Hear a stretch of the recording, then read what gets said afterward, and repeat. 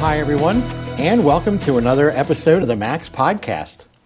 My name is Steve Schaeber, and I'm the Manager of Service Training for MACS, the Mobile Air Climate Systems Association, and I'm happy to be joined again by our President and COO, Peter Coll. Steve, it is again my pleasure. It's dark out. We're past daylight savings time. Yesterday. So we're recording a little late night action, and my pleasure to be here. Yep. Well, I haven't been on the podcast in the last couple episodes. We've had a number of special guests come to MACS, and our studio right now is really set up for two. Yeah. So it's a little weird having a third person sit here and block the screen and whatnot. Right, but coming soon, our remote guest podcasts. Remote guests, Remote guests, yes. That'll be fun, because then we can have people from anywhere. That's correct. Right. Yep. Anyway. So for today's podcast, I wanted to start out with doing some updates because we're quickly approaching our MACS 2024 event. Yep. But EPA sort of dropped a bomb on us at MACS 23, saying that we would now need to reclaim refrigerants. And it had a lot of our members saying, well, reclaim, we're already doing that. Yeah. But we worked through all those details, but now what's happening since then? We had another update from EPA? Yeah, so back in at the last training event, we were in Nashville. The EPA informed us, and it was actually always written in the AIM Act, we just hadn't all quite paid enough attention to it at that point, that they wanted us to send refrigerant that we recovered from vehicles off to an EPA certified reclaimer before we could transfer ownership of that refrigerant to a new vehicle or to a new owner. And we were pretty much up in arms, and we're like, wait a second, we've been doing it really well for 30 years and now you want to change things. So the EPA kind of recognized that was a bit of a challenge and encouraged MACS to get together with AHRI and SAE and the Alliance, which represents the car manufacturers. And we all sent a joint letter to the EPA and really asking them for more time to be able to find an appropriate solution. So the EPA has now, October 19th, put out a notice of proposed rulemaking, and that proposed rulemaking is a 97-page PDF document, and if you go to page 62 of that 97-page PDF document, which we have up on the screen now, you will find HVAC servicing and reprocessed material. Yep. MVAC, which is important. It's an important distinction because this rule has really always existed under EPA Section 608, that prior to being able to transfer ownership of, say, refrigerant you recover from somebody's home air conditioner or the roof of our building, that it had to go to a certified reclaimer for reprocessing to the AHRI 700 standard. Right. And but we don't do that in automotive. We process to the SAE J2099 standard, and they're not exactly the same. Right. So what the EPA has done on October 19th, or in this proposed rulemaking, is in a whole lot of words and a whole bunch of paragraphs, they've basically said, we recognize that motor vehicle AC service is different, and we recognize that they have a lot of equipment in the field, and there's certain requirements of that equipment, and EPA Section 609 and 2843 and 2788, et cetera, that have allowed them to reuse refrigerant and transfer its ownership from one vehicle to the next by only running it through an EPA-approved AC service machine. Right, which they actually call out in the document. They say on-site recovery and recycling machines per SAE J2843 and J2788. Right. Right. Right. And that's been very successful for years and years and years. And just so we all understand, for those who don't quite get this, if I go and I put some refrigerant, virgin refrigerant, in a brand new machine, and enough refrigerant, 4 kilograms, whatever it takes, to make the machine run, and then I go extract the refrigerant from Steve's car. I then crack it open, I replace a condenser or whatever it might need to be, and I refill Steve's car. I've given Steve only Steve's refrigerant plus some virgin, and that's perfectly fine. However, when we go to service our good friend Pam's car, and we pull her refrigerant out, we didn't just separate Steve's refrigerant from the virgin refrigerant and give him back all his own. There's some of that is left in the internal tank of the AC service machine. So now we're going to pull Pam's refrigerant into that tank and we're going to fix our system. Now we go to recharge it. Now we've got some virgin, some Steve's, and some Pam's. And that's where their problem was.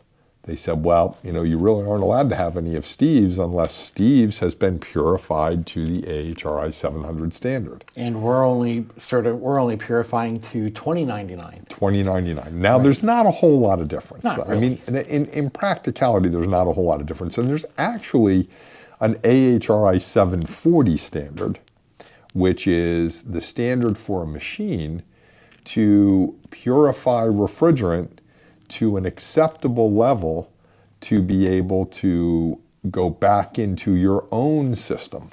Not transfer ownership, but your own system. Because when you pull refrigerant out of any system, especially a commercial system, you've got oil, you've got moisture, maybe you've got acid, etc. And you don't want to put dirty refrigerant back into a system that you've just serviced. You need some way of cleaning it. Yeah, no, kind of no different than if I'm changing a radiator on a car and that coolant's been in there for 70,000 miles, I probably don't want to reuse that coolant. I want to put fresh coolant in there. So in that process, the AHRI 740 standard allows them, a machine or certified machine, to be able to clean the refrigerant just good enough to be able to reuse back in the same owner's machine. And our J2099 standard from SAE is very similar to that. So the bottom line is the EPA has decided that, you guys bring up a really good point. I think they actually reference us directly in that standard on that third column down there somewhere towards the bottom. They call us out. They call us out, MACS, right? And it says the EPA is aware that AHRI is in consultations with SAE International, the Mobile Air Climate Systems Association, MACS, and other industry stakeholders to develop a standard or update an existing standard that may be more appropriate for MVAC service than the AHRI 700 2016 standard. Right, which basically means our J2099. Correct. Right. Now, our J2099 needs to be updated. It was last updated in 2013. Right. And the chairman of the Fluids Committee has that on his list. He has assured me that we will work together. And he has also assured me that, that we will present this to the EPA for their review ahead of publication of the standard, because there could be something that they see in there that they would like to have, and we might look at it and say, you know what, that's not the worst idea in the world, and maybe we'll be able to get it in there, and we'll be able to kind of get their buy-in on 2099 before we do an update. So that's all real positive news. I think we're looking at 12 to 18 months before we're going to cross that bridge. So sometime in early to mid 25.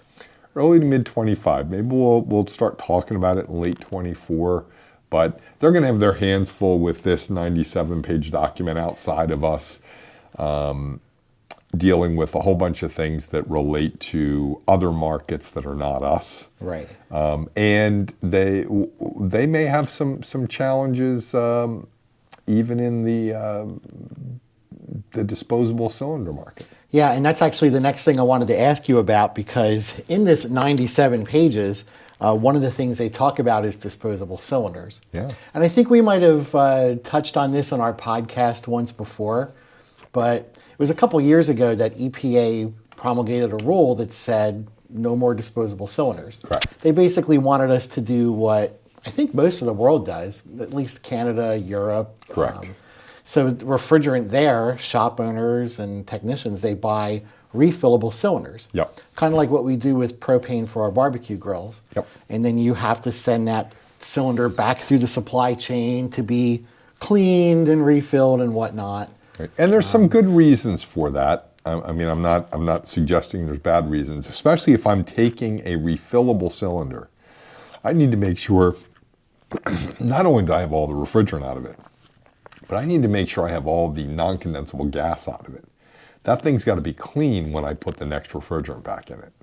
And that's really important. But what's the deal with the disposable cylinders? Because I've heard a couple arguments about, well, they want to get the small amount of refrigerant that's left in the cylinder, what we call the heel. But there's another argument on the other side that these refillable cylinders, they're heavy. They weigh a lot. Yeah. And now you have to truck these back. So you're spending more emissions transporting these cylinders around instead of just taking your disposable and drilling a hole in it. Yeah, but we have to make sure we don't put the cart quite before the horse yet. Because in July, I think it was July, I could be wrong. Somebody will correct me if I'm wrong. But right around the July timeframe, the U.S. court, and I forget which one of the U.S. courts, threw out the refillable cylinder requirement. Right. EPA had been sued by Worthington Cylinders, Worthington Industries, Hardy, and a couple of different groups, saying that they've overstepped their bounds. They're like, look, you can control the amount of HFCs, you can control the allocations and all that stuff. That you have no right to control the packaging. Right. And so the court agreed and said, no, we can't have that. We can't make you have to have refillable cylinders. So the EPA kind of came back and said, well, our goal anyway was really to make sure that the heel, or what's left in those cylinders for disposables or refillables, was removed properly. And they wanted to do that by making everyone use refillable cylinders that would have to be sent back, right? Right. So after that requirement was tossed out, the EPA, in this latest notice of proposed rulemaking on page 51 of the PDF, or page 7266 of the Federal Register from Thursday, October 19th, put a rule in place that basically said, hey, at the end of life of your disposable cylinder, you can no longer punch a hole in it, or no longer pull the refrigerant out as you see fit, punch a hole in it and hand it off to your scrap metal dealer. Right. You got to ship it back to an EPA certified reclaimer to reclaim the balance of the refrigerant inside and repurpose, recycle, destroy the cylinder. Right. Hand it to the metal dealer. So from a service technician, shop owner standpoint, boy, that's a bit of a problem. And we just had a call. We had a call. I was sitting in the airport in Las Vegas. As a matter of fact, I'm on a call, and it's with the EPA. It's a public hearing for this topic. And one of my friends from my past life, Carl Groley from Golden Refrigerants, was on the call, and he made some comments. And he basically said, do you realize how much of a burden that's going to place on the reclaimers? Because think about this, Steve. What does a disposable 30-pound cylinder of 134A weigh with 30 pounds of 134A in it? Yeah, let's give it an extra couple pounds. Say 33 pounds. Right. I don't know what the answer is. It might be 35. So again, somebody correct me, right? But let's say 33 pounds. What's the volume that it takes up in a truck? A lot. Same volume if it's full versus if it's empty. Right. So in essence, they're saying, ship all these pallets full of refrigerant. When you're done with them, put the empties back on the pallets, load them back on that diesel truck, truck them back 200 miles, whatever it is, to the reclaimer, who, by the way, now has to have QR code tracking on each cylinder.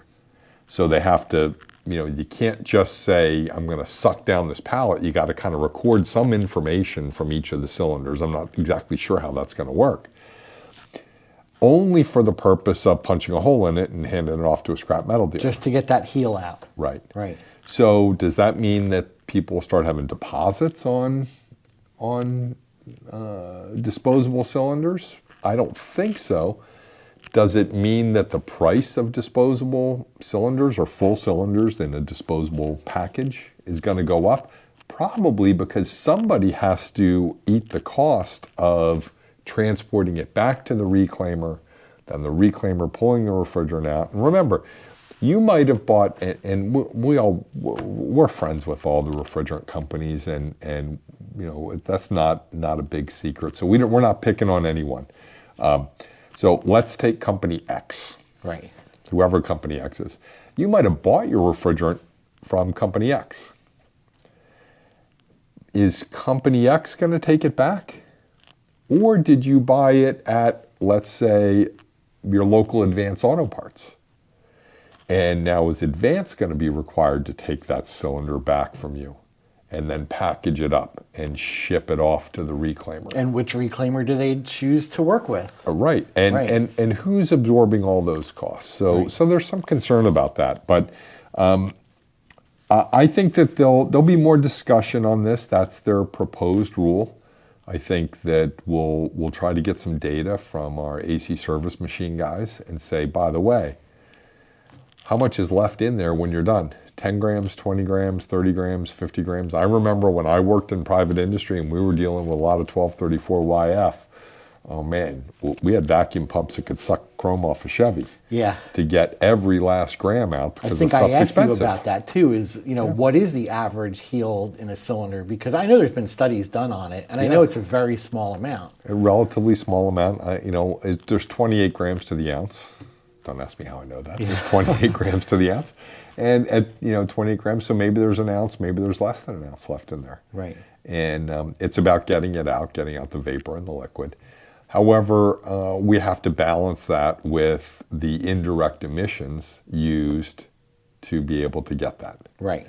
So, Yeah, because that's basically what you'd have to do, I guess, from an environmental standpoint, is what's the CO2 equivalent of that amount that's left over versus what it costs to transport it back. Then, of course, the money that goes into it.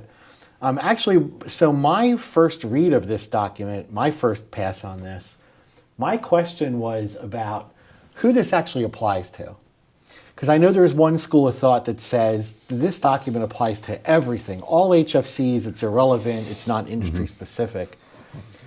But I know when it comes to EPA and legalese, words matter. Sure. And every word is important. Yeah. Even how they're positioned in a sentence, blah, blah, blah. And so when I read this, I saw, I'll just read the whole sentence. It says, for the purpose of maximizing the reclamation of HFCs, EPA is proposing to require that disposable cylinders that contain HFCs and have been used for the servicing, repair, or installation of refrigerant-containing equipment or fire suppression equipment must be sent to an EPA-certified reclaimer or a fire suppression recycler. So the word that I'm focusing on here is equipment.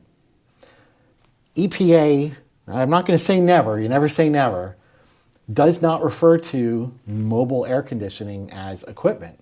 We are MVAC. We've always been vehicle air conditioning, mobile air conditioning. We're not equipment. So equipment is your home air conditioning unit, your HVAC, roof AC, big box Steve, store refrigeration. I'm going to call this wishful thinking. I'm going to call it wishful thinking because as you see in the other section that we talked about earlier, they separated MVAC out specifically. They didn't call us out this time. They didn't call us out. All of the information that I have says there is no difference. A disposable is a disposable is a disposable. Here is the one difference though. This portion references disposable cylinders that contain HFCs. Does not reference HFCs and their substitutes, like the other section. The other section we were talking about with reclaim versus recycle talks about HFCs and their substitutes, suggesting that I cannot recycle YF or 134A in a service repair shop. I'd have to send it off for reclamation. Of course, we're working on that. This doesn't separate. This says HFCs. So it implies that I could have an HFO 1234YF, for example, in a disposable cylinder and not have to send it off for reclamation, that disposable cylinder, because it's not, quote, an HFC. Now, some people will debate that and say, well, it is an HFC. Right. Well, That was going to be one of my next comments / questions. but they don't reference the HFCs and their substitutes like they do in the other section where they're directly referencing HFO 1234YF. Right. So right. it'll be interesting to see what happens here. It'll be interesting to read the comments on this part specifically. Sure will. I think there's some logistical issues, really some logistical issues trying to do this. Right. So one other thing I wanted to talk about is we have a big cloud coming. There's a big looming cloud that's on its way to our industry. Black cloud? Wasn't going to say it was black. Wasn't going to say it's white. Yeah, Maybe it's a gray cloud that's coming over, but it's a dark cloud. Isn't that our friend in Phoenix, right? We used to call him Black Cloud. Yeah. Right. Yeah, because he never had good news. No. Yeah. But this has to do with January 1, 2024. Yeah. Right, and it has to do with the next step in the phase down of HFCs. Which is going to be? 40% total, right? So a 40%. further 30% reduction in HFC allocation in the United States. Now, when I was out in Vegas, I was hearing people talking that was more like 36%. And I didn't quite get into all that, but what they're implying that there's some... It's like a math calculation they do to make it sound worse than it right, yeah. But anyway, a significant reduction from the baseline. Right. And we don't have that many less 134A cars on the road, do we? Not compared to 2 years ago. I mean, there is definitely less, but at the same time, we've had the whole COVID production reductions in new vehicles, so cars are on the road longer. So even though we've phased out some 134A cars, we haven't had quite as many YFs to replace. Well, we still have a lot of 134A cars left. Right, we've got roughly 100 million YF cars on the U.S. roads. Right. Roughly 100 million or so. And we've got somewhere in the area of just shy of 300 million total. Right, so like a third. So like a third are YF and 2/3 are 134A, somewhere in that neighborhood. And now we're going to be at like a 40% reduction in the amount of refrigerant we have to service that population. Correct. But as you mentioned, that's 40% from the baseline. The baseline was based on, it's like some complicated formula, but baseline based somewhere back in like 2013 to 2015, somewhere in that time frame. Right. So, and the other thing that's interesting to note is, what's the average age of vehicles that need AC service? It's going up as time goes on. Sure. Yeah, I mean, so I've heard a couple different numbers. In what I use is generally 7 to 8 years. Correct. Let's just use that for a moment. Yeah. 7 to 8 years. So 7 to 8 years ago, we're talking about 2015, 2016, and we were just kind of getting into hot and heavy into 1234 YF. Right. Just, the last of that big push of 134A cars. This is when Chrysler decided they were gonna move over to YF and so forth. So the bulk of the cars that need service today for their AC system are 134A cars. Still. A reasonable number of YF cars, don't get me wrong. There's a lot of reasons why you might need service, but 134A cars still make up the greater majority of service. Right. As a matter of fact, I heard something out in Las Vegas that the AC service machine manufacturers overall, collectively are still making more 134A machines than they are YF machines. Yeah, and that was one thing I was actually going to ask you about, because from what I've heard just talking to shop owners and whatnot, that a lot of them still don't have a YF machine, and some of them are not even planning on getting one yet. And we're how many years into this now? 8 years. Yeah, well, I mean, that's, for me, there's lots of opportunity in YF, and I encourage everybody to be able to service all makes, all models. And I'm not saying it's because of, the price of the machine or about skills with servicing, but simply because those YF cars, since 15, those AC systems are built in such a way that they don't leak as much. Correct. So you're going to get to what I think eventually is about a 9 to 10 year service first repair scenario. But we've got this big phase down. And so anytime you have a big phase down, there's always concern, and MACS certainly shares this concern. We've expressed it to our friends at the EPA on a number of occasions in person, that that we might have a supply problem or a price problem or a price and supply problem for 134A. Because remember, we talk HFC phase down, that just doesn't mean 134A. It's all HFCs. And these guys have to, the refrigerant manufacturers, have to decide, do I want to use my allocation credits towards 410A or towards 134A or 404A or some other refrigerant? And all of those have HFCs in them. And they all have HFCs in them, right? So they have to decide where they're going. So the possibility exists that we could end up with some supply challenges for 134A, which will cause price challenges. In response to that, a couple of things have happened. So there are now 2 candidates that have been submitted to the US EPA for SNAP approval as retrofit refrigerants for 134A. Right. The first, I think we may have talked about, I think we've talked about it once or twice, was R456A. I'll get that right. R456A, promoted by Cora, as a retrofit refrigerant for 134A systems.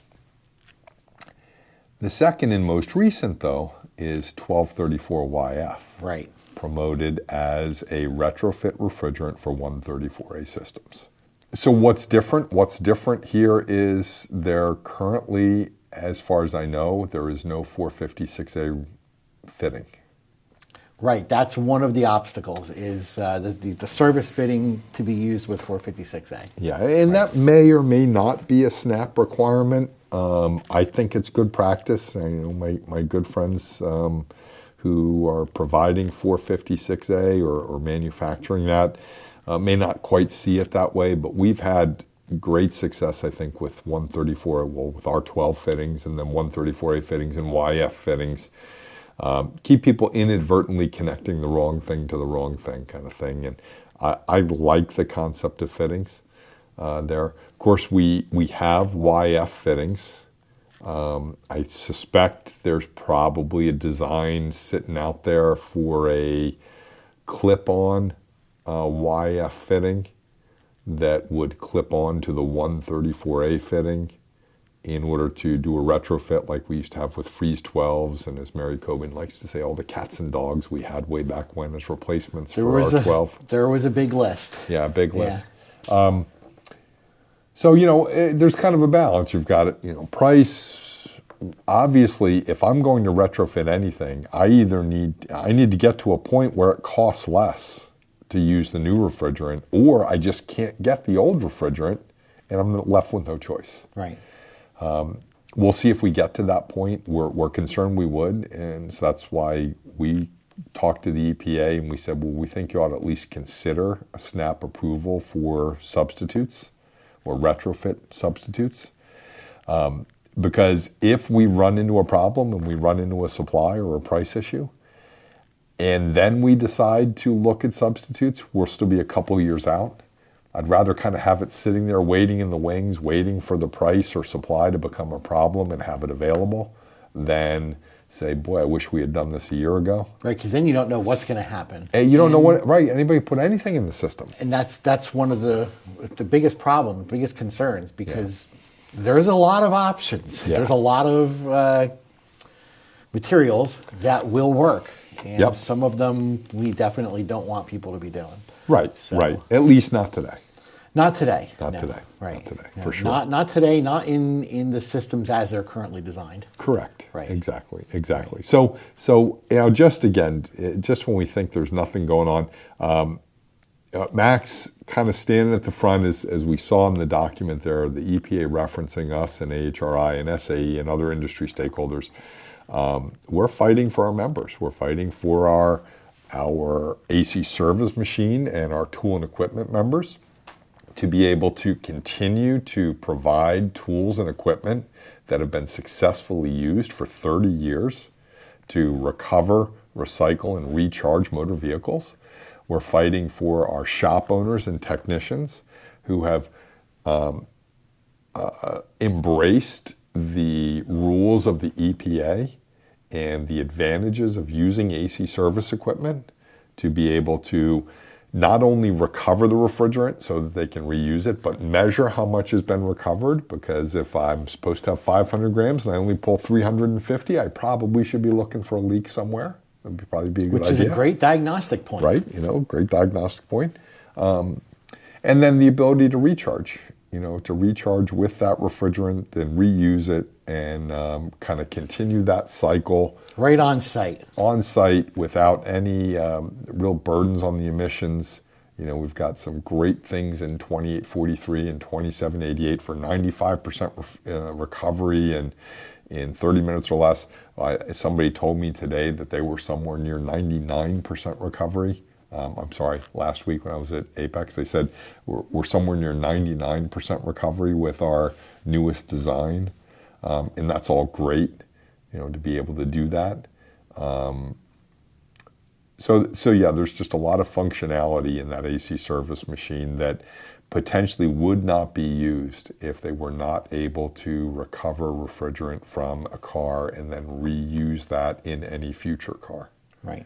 So yeah, we'll see what happens. Yep, we'll see. And keep my fingers crossed that we don't have the same types of issues that we did 2 years ago. But with a 40% reduction, yeah, well, we're probably going to get some phone calls. Yeah, we'll see. But we're going to talk a lot more about this at MACS 2024. We're actually going to have a couple things. Refrigerant manufacturers panel on which I'm really Friday looking forward morning to that. Yeah. With our friends from basically everywhere, Honeywell and Chemours and Daikin and Cura and AGC and I'm probably leaving somebody out that I don't mean to leave out. That's not intentional.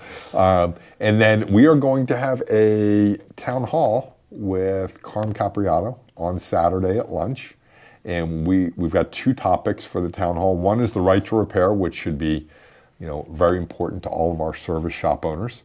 And secondly is retrofitting. Right. We're going to talk retrofitting. We're going to talk why do we need to do it. And we're going to have representatives from each of the companies who are promoting retrofitting of 134A systems. Yeah, so we're excited. Obviously the training event will have a whole bunch of other great service information beyond just refrigerants. And so Carm's going to be our keynote. Carm will do our keynote. Yep, right. We're looking forward to that. He's just super well known. We're going to add educators to our board of directors. We got so many changes going on. We're going to be sad because we're going to be short a staff member that we're used to having over there. But right. But it's all going to be good. We're excited to go and look forward to having everybody come with us. Right. So cool. Peter, thanks for hanging out with me today to record the podcast. It's a pleasure. And thanks everyone for joining us.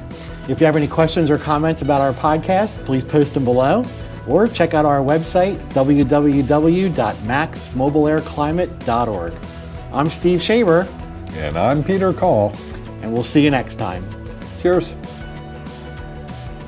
This podcast is a production of MACS, the Mobile Air Climate Systems Association. MACS is the nonprofit trade association for the mobile air conditioning industry, representing manufacturers, Tier 1 suppliers, tool and equipment providers, parts distributors, and of course, service shops, owners, and technicians. MACS is a membership-driven organization serving the industry through training, education, advocacy, government relations, standards writing, and EPA Section 609 certification.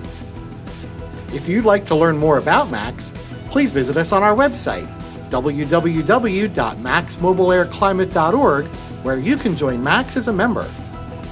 This podcast was produced by me, Steve Schaeber, and hosted by Steve Schaeber and Peter Coll. If you enjoyed this podcast, please give a thumbs up and please subscribe to us on YouTube, Apple Podcasts, Google Podcasts, or wherever fine podcasts are downloaded. Thanks for listening.